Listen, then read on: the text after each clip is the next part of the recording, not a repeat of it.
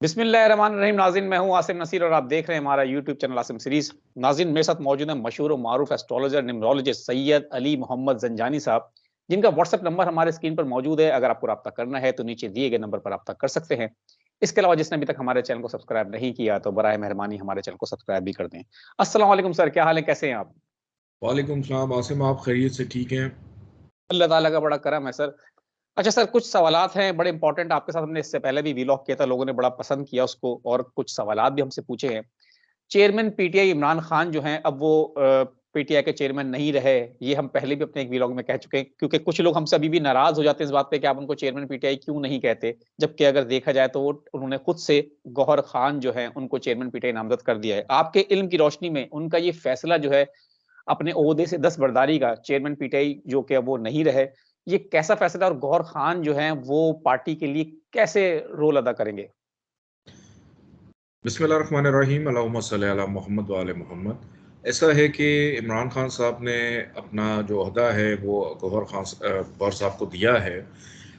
ये कोई इतने मजबूत कैंडिडेट नहीं है। इसको सियासी चाल के मुताबिक अगर देखा जाए, चूँकि इमरान खान का जायशा ऐसा है कि जब तक वो हयात हैं, तहरीक इंसाफ की नुमाइंदगी किसी और को दे देना, ये उनकी अपनी नेचर, उनके अपने बिहेवियर और अपने फितरत के मुतरादिफ है।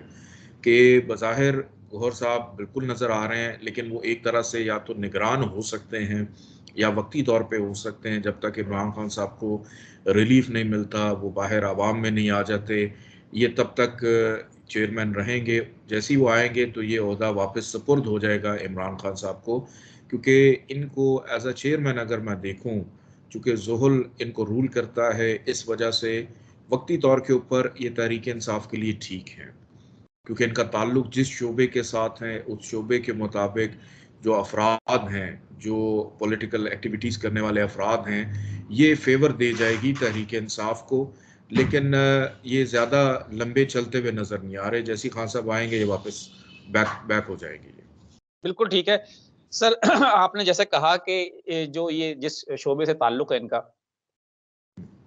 वो वुकला के शोबे से ताल्लुक जो है इनका। सर वुकला जो है बहुत ज़्यादा तादाद में पीटीआई के ऊपर अब जो है वो आते नज़र आ रहे हैं, पीटीआई की तरफ खिंचते चले आ रहे हैं। इससे आप क्या समझते हैं, पीटीआई के लिए फ़ायदेमंद है या पीटीआई के लिए मुस्तकबिल में नुकसानदेह भी हो सकता है? इतनी बड़ी तादाद वुकला की जो आ रही है। पाकिस्तान जब से बना है, अगर हम हिस्ट्री में देखें तो कायदे आज़म वो भी एक वकील थे का, बिल्कुल। और हमारे जो वकला हैं उनकी बड़ी अहमियत रही है पाकिस्तान की सियासत के अंदर। पाकिस्तान की सियासत को बेहतरी की तरफ लेकर जाने के लिए, इवन पाकिस्तान की बुनियाद भी अगर देखें तो ऐसे शख्स के हाथ से पड़ी है जो कि खुद बाय प्रोफेशन एक लॉयर था। तो पाकिस्तान के जायचे में चूँकि सटन बहुत ज़्यादा स्ट्रॉन्ग है और 28 साल के बाद एक्वेरियस में आजकल ट्रांजिट कर रहा है और इसने मार्च 2025 तक रहना है। जो भी सिलसिला शुरू हुआ है वकला का तहरीक इंसाफ को ज्वाइन करने का, ये सिलसिला रुकेगा नहीं। बल्कि वकला, मैं सिर्फ तहरीक इंसाफ में नहीं देख रहा, दीगर सियासी जमातों के अंदर भी वकला की जो मूवमेंट्स हैं वो हमें नज़र आएंगी, और हर पार्टी के अंदर जो वकला हजरात हैं उनका बड़ा अहम रोल और किरदार रहेगा।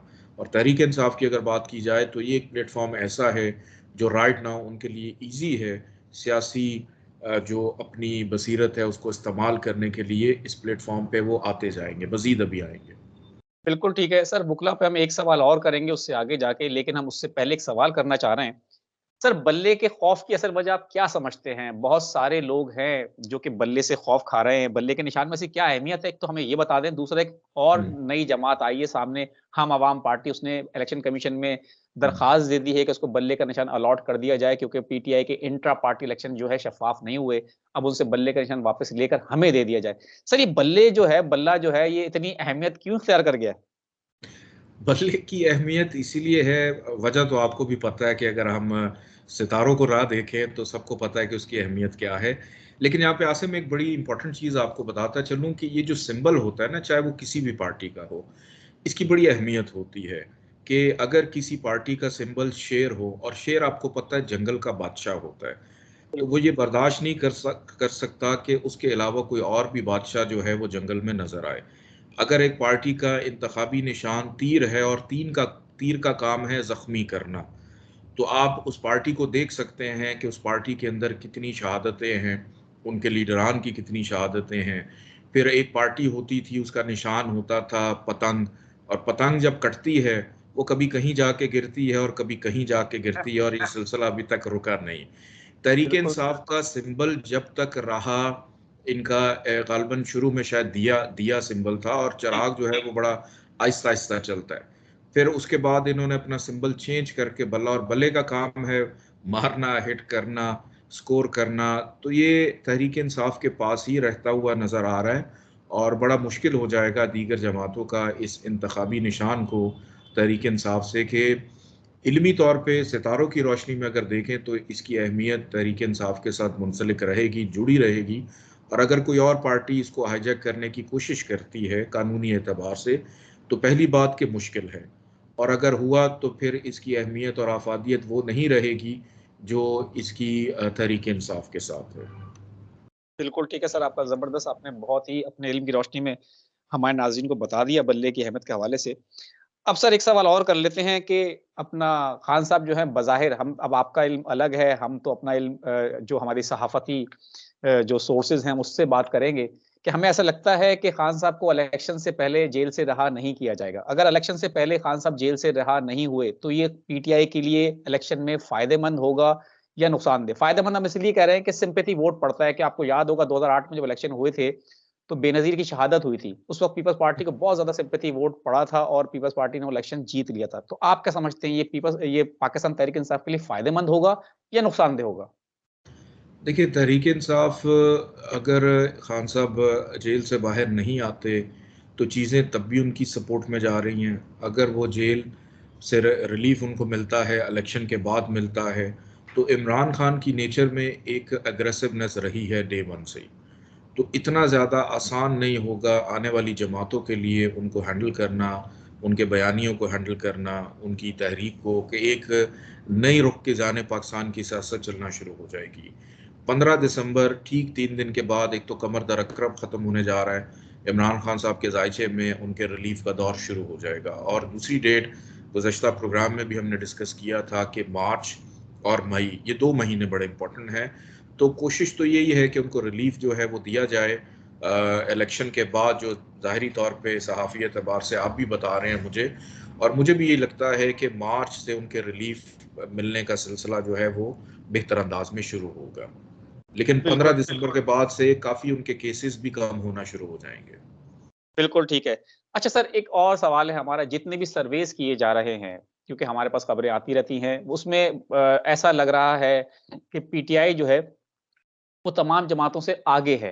और ये हुँ, सर्वे सिर्फ़ पीटीआई की नहीं है, ये नून लीग ने भी करवाए हैं और कुछ हमारे जो जैसे द न्यूज़ है, उसका एक सर्वे होता है और कुछ इदारे होते हैं, वो सर्वे कराते हैं। पीटीआई की मकबूलियत जो है तमाम जमातों से सबसे ज़्यादा है अभी तक। हुँ, और जबकि नवाज़ शरीफ वतन वापस आ गए, तो उन्होंने कहा था उनके जो नून लीग के लीडर हैं कि नवाज़ शरीफ जब वतन वापस आएँगे, तो नून लीग की मकबूलियत में इज़ाफ़ा होगा और आप देखेंगे कि ज़मीनी हक़ाइक़ बदल जाएँगे, हवा तब्दील हो जाएगी। लेकिन ऐसा लग नहीं रहा, जिसकी एक वाज़ेह मिसाल ये है कि जब नून लीग ने भी सर्वे कराया, उनको अपनी मकबूलियत का अंदाज़ा हुआ, तो उन्होंने छोटी-छोटी जमातों से इलाक़ शुरू कर दिया है। आपको भी ये बात पता होगी कि वो जीडीए के पास भी चले गए, कराची में एमक्यूएम से भी मुलाकात कर ली। इस्तेकाम पाकिस्तान पार्टी से भी मुलाकात कर ली और काफ लीग जो कि 15 साल से वो नवाज़ शरीफ से उनसे मुलाकात नहीं हुई थी और उनके पास नहीं गए थे, नवाज़ शरीफ उनके पास भी चलकर चले गए। जबकि काफ लीग की अहमियत आप भी जानते हैं कि 2 से 3 सीटों से ज़्यादा की नहीं है। नून लीग इतनी छोटी-छोटी जमातों से इलाक़ कर रही है और पीटीआई के सर्वे में इतनी मकबूलियत का इज़ाफ़ा जो है, आप क्या देख रहे हैं? खान साहब के सितारों में ये मकबूलियत है या अवाम की मोहब्बत या अवाम का एतमाद है उनकी तरफ?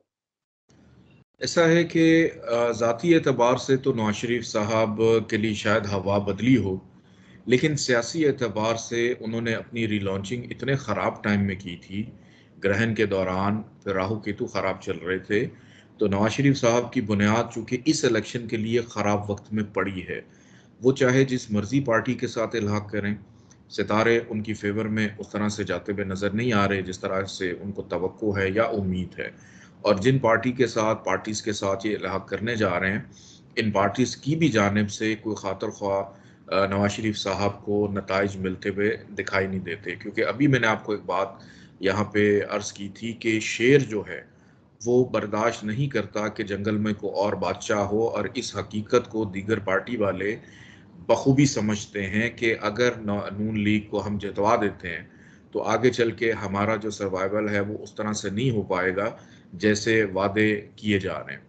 तो नवाज शरीफ साहब का जो पॉलिटिकल ग्राफ है वो दिन ब दिन इलेक्शन जैसे जैसे करीब आते जाएंगे मजीद तनज़ली का शिकार होगा। और इमरान खान साहब के चूंकि जायचे में योग ऐसा बना हुआ है, अब एक सिंपल सी बात है कि आप मेरा इंटरव्यू कर रहे हैं, आपने बाकी सियासतदानों के बारे में 1 या 2 सवाल करते हैं और 10 सवाल आपके सिर्फ इमरान खान साहब के बारे में चल रहे होते हैं, फर्द वाहिद के बारे में। और ये हर तरफ यही हो रहा है। तो इमरान खान साहब का जो वीनस है उनको सपोर्ट करता है, इसीलिए उनकी पॉपुलैरिटी का जो ग्राफ है वो कम नहीं हो पाएगा। अवाम की मोहब्बत, हमदर्दी, चाहे कोई उनसे नफरत भी करता है या उनके सियासी दौर से उनसे खुश भी नहीं है, लेकिन जिस नस्ल के वो नुमाइंदे रहे हैं चंद सालों में, उनके अंदर पॉपुलैरिटी इमरान खान साहब की वैसे ही बरकरार है, बल्कि मजीद जुनूनियत की हद तक बढ़ सकती है। सर बिल्कुल आपने सही कहा। हम अक्सर बेशतर यही सोचते हैं, लोग ये समझते हैं शायद हम पीटीआई से कोई सपोर्ट कर रहे हैं, लेकिन हम तो एक सहाफ़ी, हम किसी को सपोर्ट नहीं करते। लेकिन ये मुझे भी हकीकत है, क्योंकि उसकी वजह ये है सर कि बहुत सारे लोग हमें कहते भी हैं कि आप इमरान खान को बहुत सपोर्ट करते हैं, लेकिन उसकी वजह ये है कि अगर आप खुद भी देखें कि वो जेल में भी हैं, तब भी उनके मुखालिफिन भी उनका जिक्र कर रहे हैं। पाकिस्तान की सियासत उनके बगैर हो नहीं पा रही। अभी भी वो जेल में कैद हैं, लेकिन मरियम नवाज का चाहे जलसा हो या किसी नवाज शरीफ की प्रेस कॉन्फ्रेंस हो या बिलावल भुट्टो जरदारी का जलसा हो, आज भी उनका जलसा जो मुकम्मल नहीं होता इमरान खान का जिक्र किए बगैर। चले, अब उनके जायचे में वीनस स्ट्रांग है ना, कि जब तक वो हयात हैं ये पॉपुलैरिटी का ग्राफ उनका रहेगा। और आगे चल के भी इलेक्शन जो है उसमें इनका नाम, इनकी जो सियासी चीज़ें हैं वो डिस्कस होती रहेंगी। और सियासत में ऑन ग्राउंड अगर देखें तो कोई भी ऐसी जमात नहीं है जो एक दूसरे की अपोजिशन खुल के कर रही हो, सिवाय तहरीक इंसाफ के। बाकी जितनी भी जमातें, आप पीपल्स पार्टी को देख लें, बिलावल ने कुछ जिक्र करना शुरू किया नून लीग के हवाले से, लेकिन वो सिर्फ एक सियासी स्टेटमेंट होती है। और अंदर से अगर मैं देखूं तो ये दोनों साथ ही चल रहे हैं, सियासत और नून लीग की और पीपल्स पार्टी की, दोनों की साथ साथ चल रही है। बहरहाल एक हमें मिक्स किस्म की गवर्नमेंट के आने के लिए तैयार रहना चाहिए। बिल्कुल ठीक है सर, आपका बहुत ज़बरदस्त, बहुत तज़िया था। अपने इल्म की रोशनी में आपने बताया कि मिक्स गवर्नमेंट, और इसको हम इसलिए भी सही तसव्वुर कर सकते हैं, मान सकते हैं कि ज़रदारी साहब ने भी ये कहा कि आइंदा इंतखाबात जो होंगे, उसमें मखलूत हुकूमत बनते देख रहा हूँ, किसी भी एक सियासी जमात को अक्सरियत नहीं मिलेगी। सर आपके टाइम देने का हमें बहुत-बहुत शुक्रिया। यहाँ नाज़रीन हमारे वीलॉग का वक़्त ख़त्म हुआ। मुझे और सैयद मोहम्मद अली ज़ंजानी साहब को दें इजाज़त। आखिर में हमारा वही पैगाम है, मुस्कुराएँ, प्यार बाँटें और अपने आस-पास के लोगों का ख़्याल रखें। खुदा हाफ़िज़।